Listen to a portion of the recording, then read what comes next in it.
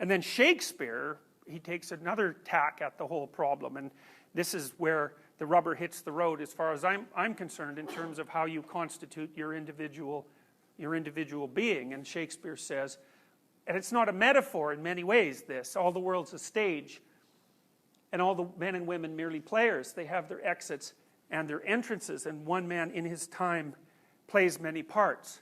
And so from this Shakespearean perspective, your being is more like a play than it is like a collection of objective phenomena. And then what happens is the play itself, like a Shakespearean play, becomes a more accurate representation of being than a scientific description does.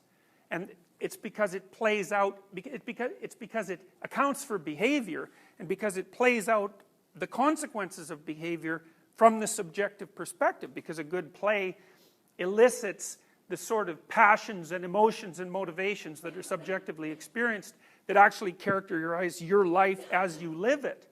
So what that means is the play, a novel, a book, a story, is an abstracted representation of reality that's subject to just as much rigor in terms of conception as a scientific description of a given thing.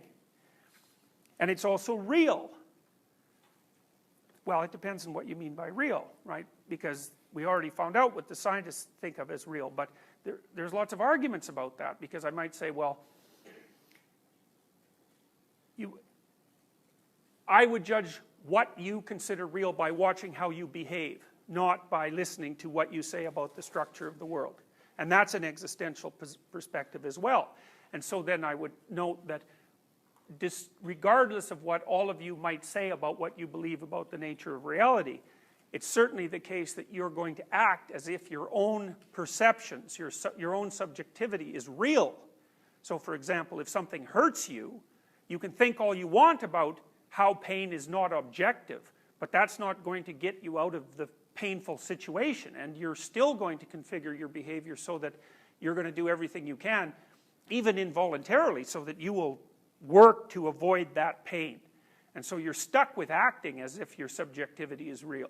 And that happens at such a deep level that it supersedes your consciousness, right? Like if you put your arm on a burning stove, you're going to take your arm away from that before you even think about it. So the reality in some sense of your subjectivity is so deep that you don't even necessarily have a choice about it.